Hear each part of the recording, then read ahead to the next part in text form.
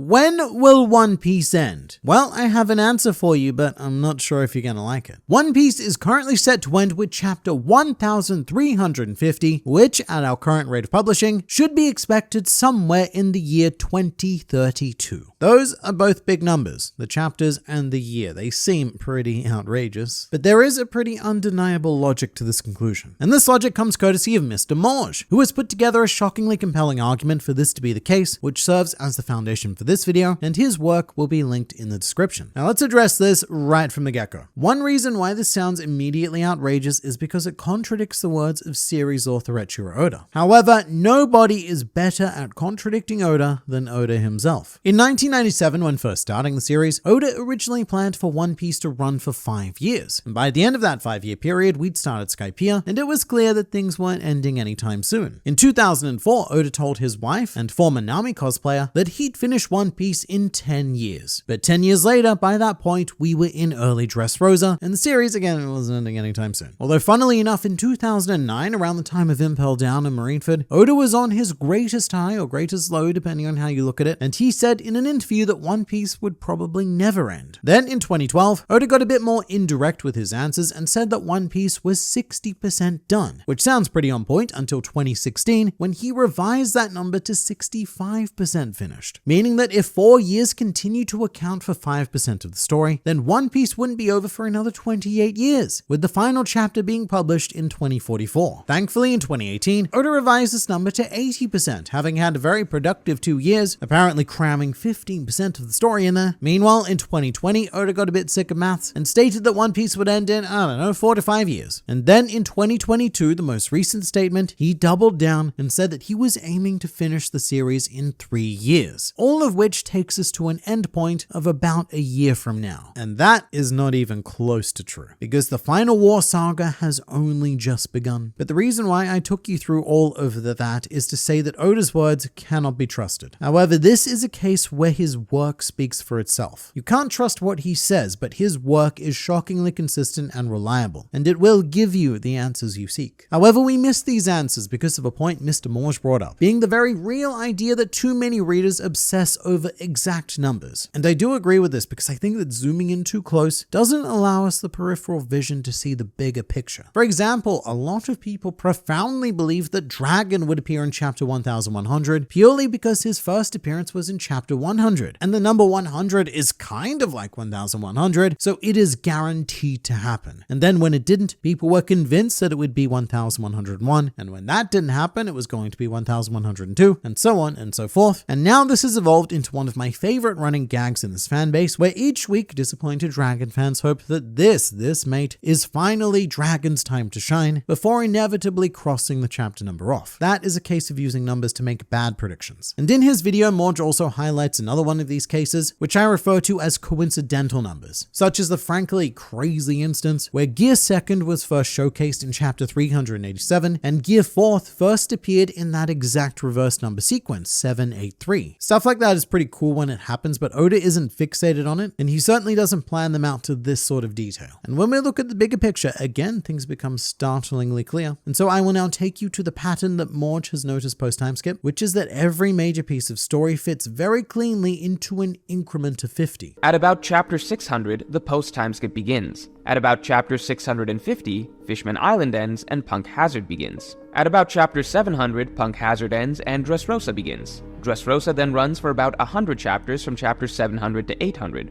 At about chapter 800, Zou begins, and from 800 to 900, Oda fits in the Zou arc and the long Whole Cake Island arc. At about chapter 900, Whole Cake Island ends and Wano begins. Wano then stretches about 150 chapters to chapter 1050. I thought this was a really good way of breaking it down because it again made me think about how much we zero in on precise numbers too much. And a great example of this is the Zou arc. It is a mere 23 chapters and a complete aberration of the post-time skip era. However, what it does is combine with Whole Cake Island's 78 chapters to give us an almost perfect 100 chapter total. And remember, Zou can be considered the start of Whole Cake Island. Yes, it's setting up other things, but the main driving driving force is that Sanji's gone and that we should maybe do something about it. It's very much the Jaya to Whole Cake Island Skypiea. And yet so many people, very much including me by the way, often use Zou as a metric. Like when Egghead Island began, I am certain I said on multiple occasions that we were probably going to have a Zou length arc, and that was completely the wrong way to be thinking about it because it focused on using one aberration as a metric as opposed to the greater trend. And speaking of the greater trend, Morge puts an emphasis on this being a post-time skip thing, but it was very much this way pre-time skip as well. The East Blue Saga was exactly 100 chapters on the dot. That is what started this whole 100 interval story system. The Alabasta Saga then followed this as best it could, going a bit over, concluding with 117 chapters. The Skypiea Saga then corrected for this, ending with about 85 chapters. Then Water 7, the larger saga post-time skip, is almost exactly 150 chapters, aka pretty much the length of Wano. Then Thriller Bark is just shy of 50 chapters, being by far the shortest pre-time skip saga, although still sticking to the 50 increment. And then the Paramount War Saga is just over 100 chapters, concluding the first half of the series at almost exactly 600 chapters. 6 sagas, 600 chapters, almost 600 chapters. Oda was only 3 short. So this is a case where Morge is even more right than he realizes, because this trend isn't unique to post-time skip One Piece, and it does go on to explain some oddities, such as this very potentially being the reason why the end of Wano felt a bit rushed. Although one explanation for that is because Oda actively admitted to speeding up the ending so that he could make Shanks appear just in time for the release of One Piece Film Red. Also, very quick emergency announcement. Did you know that tomorrow is One Piece Day?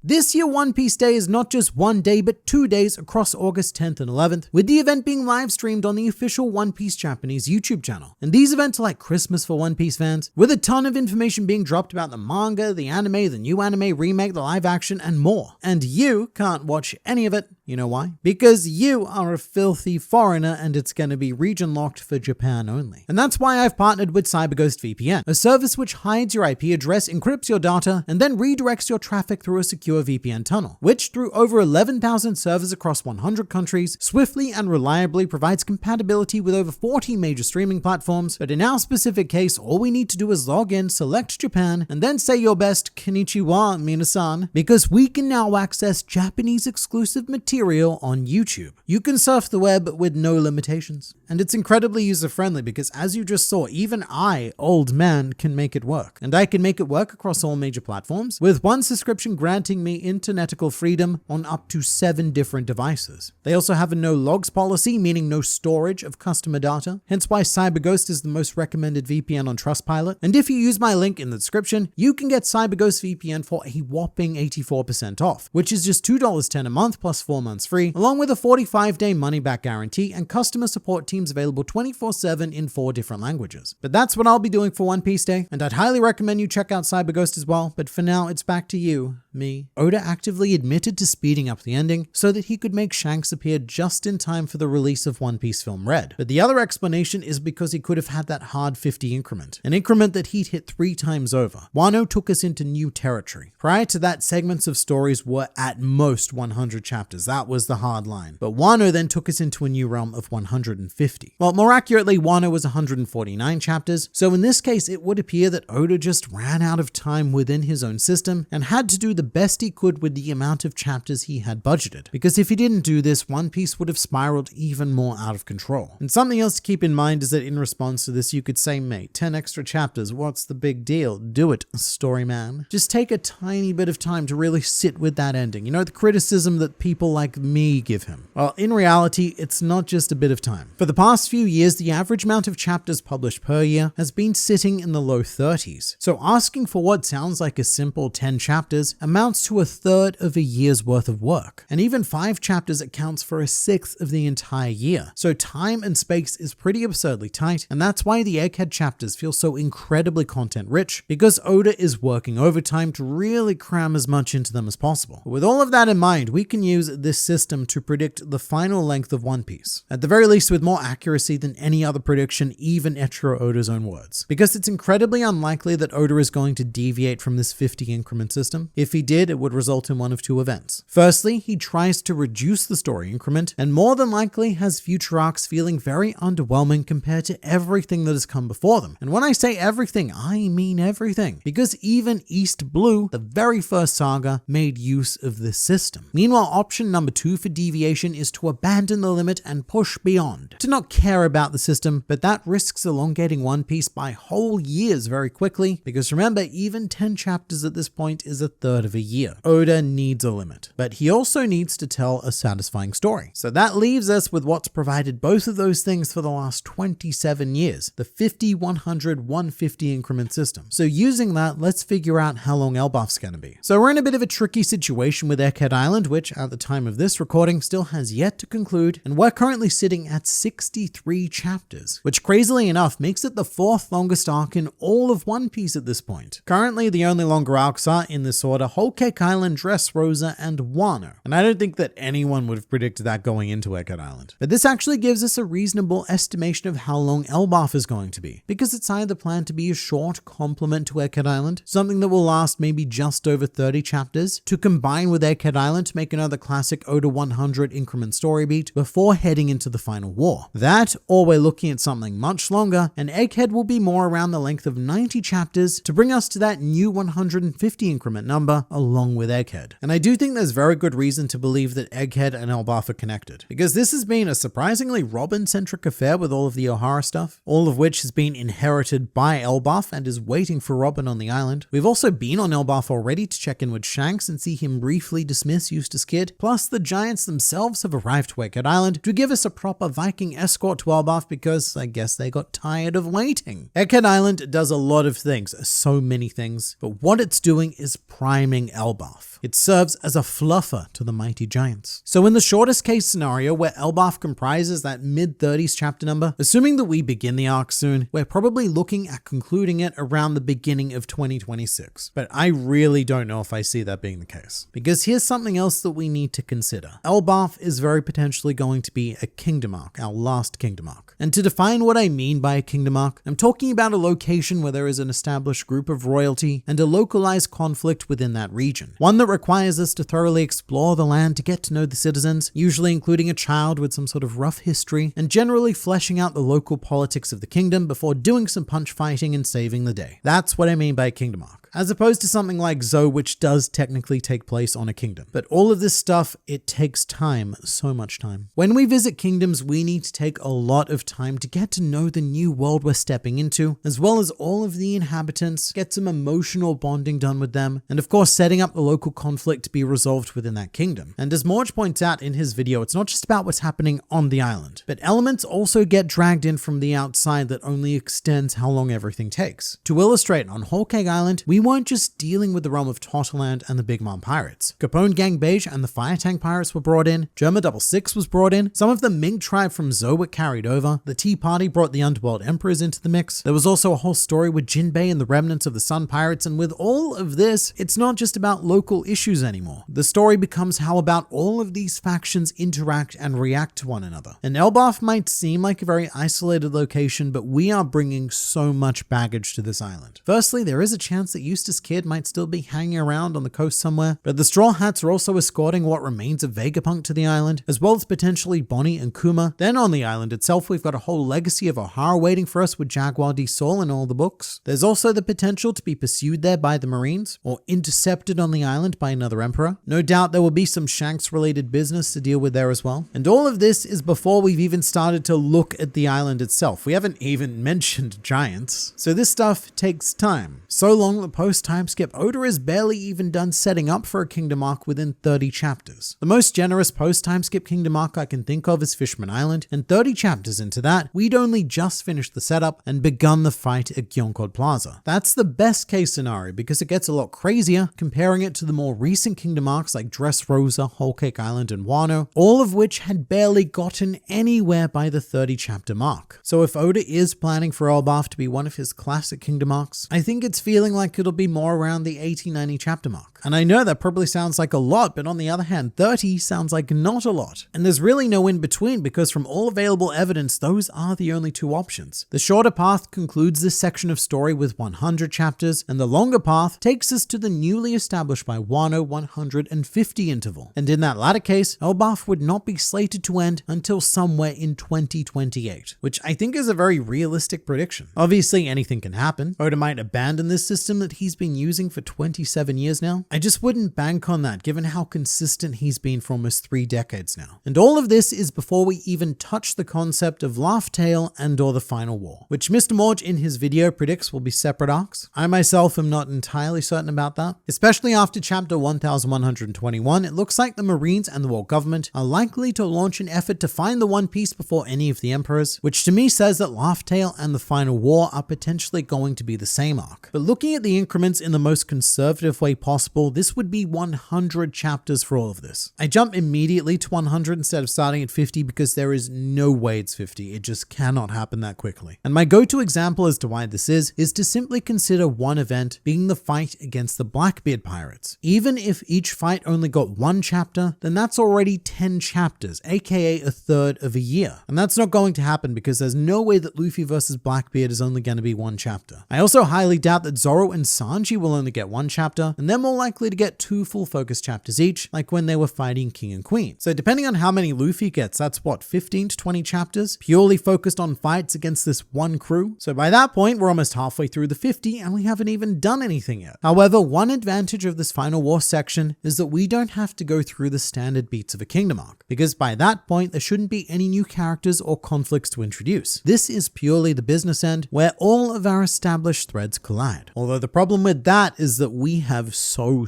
many threads. One massive one being the Revolutionary Army, which this late into the game we still haven't really touched at all. And Monkey D. Dragon is the kind of character who will probably receive a hefty Kuma Trafalgar Law length flashback. In addition to that, we've got the Holy Knights, a brand new faction that are going to need to be explored, especially diving into Shanks' connection with Vigilant Garling. Frost Guild are also going to be present and doing something to take up space, I'm sure. And the massive amount of time and space that's going to need to be dedicated to the Marines is absolutely not to be underestimated. And while I did previously say that, hey, at least we don't have any new characters to introduce and problems to solve, well, that's not necessarily true. Because this is the arc where we'll finally be getting that long-awaited Void Century flashback, where we get to learn about Joy Boy and a whole new world of characters who lived a millennia ago. Unless that happens during Elbaf, in which case it only adds fuel to the 2028 endpoint for that arc. But at this point, I think that even 100 chapters might be on the conservative side for Laugh Tale and the Final War, and we really could be looking at another 150, which is how we arrive at the estimated end date of 2032. Again, I know that sounds like a long time, saying that now in 2024, 8 years away, but putting it on paper in terms of chapters, it feels reasonable. Mostly because I think that Oda has dug himself into a colossal story hole by building so many threads over the past 3 decades that the task of simply paying all of them off is going to take close to a whole 4th decade of the series run, which is far from a guarantee that One Piece will last that long, but anything shorter is going to seriously risk botching the ending and either blitzing through or outright omitting important moments that could have One Piece suffer a Game of Thrones style disaster ending. There's just too much to do, and Oda can't possibly get it all done in the short time that he wants to. So barring any medical necessity to end One Piece earlier, I don't think that Oda will compromise his story. So settle in, because we probably still have quite a long way to go yet.